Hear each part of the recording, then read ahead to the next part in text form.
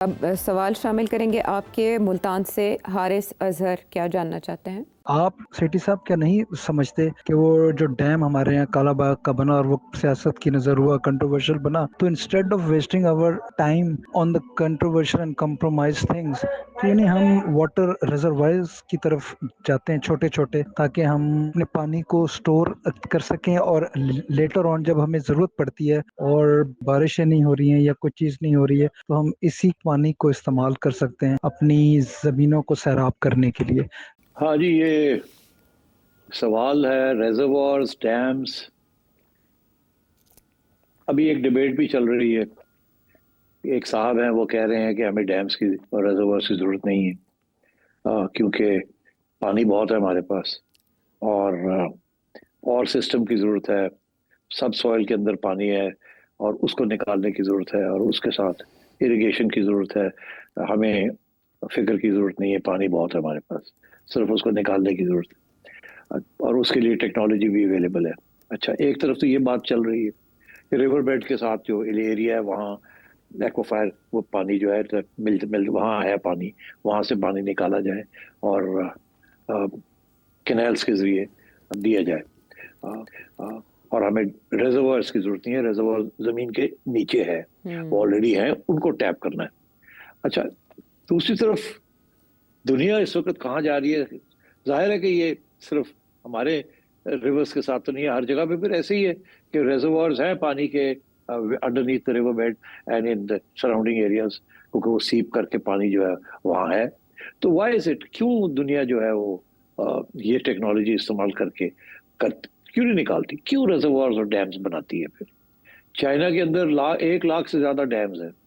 मेरे ख्याल इंडिया के अंदर भी 5,000 से ज्यादा बड़े डैम्स हैं, और रिजर्वायर्स में ऐड कर लें तो वो तो और 20,000 से भी ऊपर चले जाते हैं। डैम्स बनते हैं एक पानी को स्टोर करने के लिए, एक बिजली बनाने के लिए। These are the two reasons. और फिर पानी की फ्लो को रेगुलेट करने के लिए, कि जब पानी की ज्यादा जरूरत होती है नीचे, तो खोल देते हैं उनको, जो पानी वहां होता है वो चला जाता है और वो डिप्लीट हो जाते हैं। जब बारिशें होती हैं तो वो पानी वहां स्टोरेज हो जाती है, और नीचे रोक देते हैं पानी जाने से, वहां उसको भर लेते हैं। तो इसके इस किस्म के रीजंस होते हैं फॉर डैम्स। इसीलिए लोग अभी भी, दुनिया जो है, it's in favour of dams, because उसके साथ रिजर्वायर भी मिल जाता है, इलेक्ट्रिसिटी भी मिल जाती है, और रेगुलेशन भी हो जाती है पानी की। तो ये कहना कि जी दुनिया बेवकूफ है, दुनिया जो डैम्स बना रही है उनको पता नहीं है कि जो असली रिजर्वायर है वो तो नीचे है, वहां से लेना चाहिए। अच्छा, आजकल डिबेट इसलिए ये शुरू हो गई है कि ये डिबेट नहीं हो रही कि पानी हमें जरूरत है और पानी कहाँ से आएगा। अभी तो डिबेट ही हो रही है ये फ्लड क्यों हो रहे हैं। पानी को रोकने की डिबेट हो रही है, पानी को निकालने की डिबेट नहीं हो रही।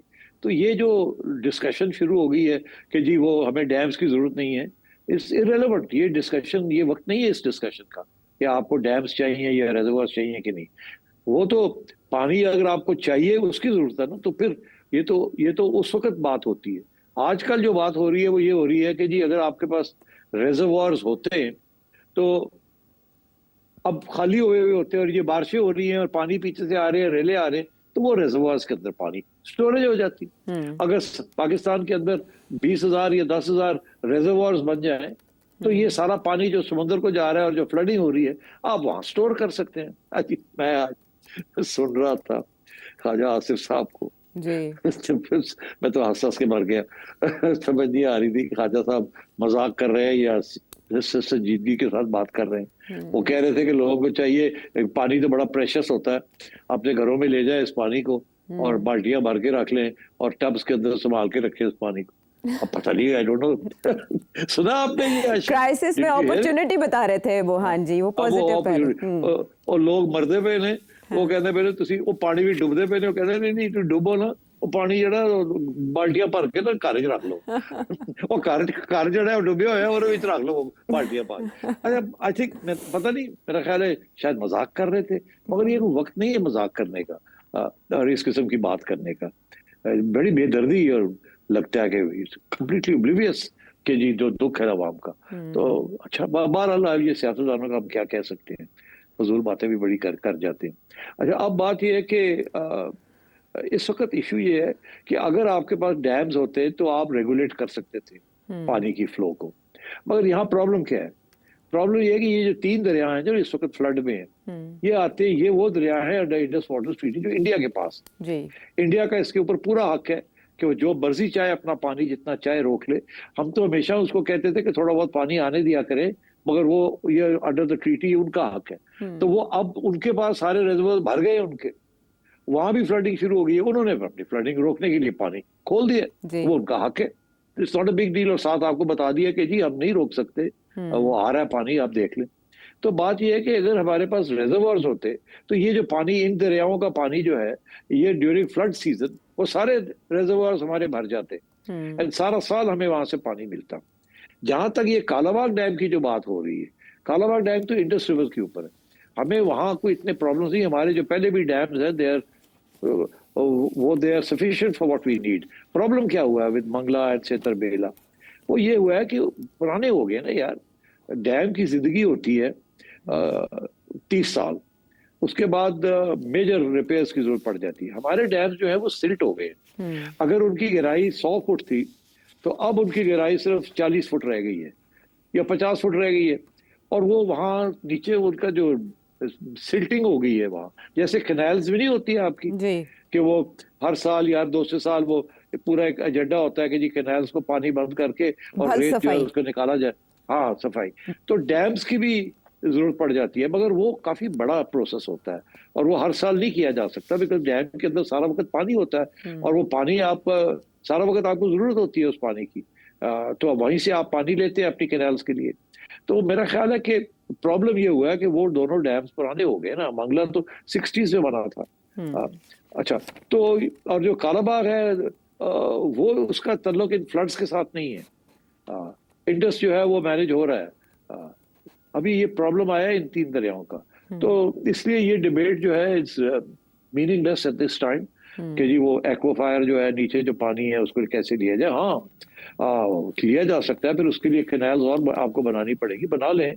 वो साथ साथ आप चलाएं ताकि जिस वक्त पानी की जरूरत होती है समर मंथ्स में या विंटर मंथ्स में, जब भी आपको जरूरत होती है तो आप वो पानी को टैप कर सके। और छोटे छोटे पायलट प्रोजेक्ट्स भी किए जा सकते हैं।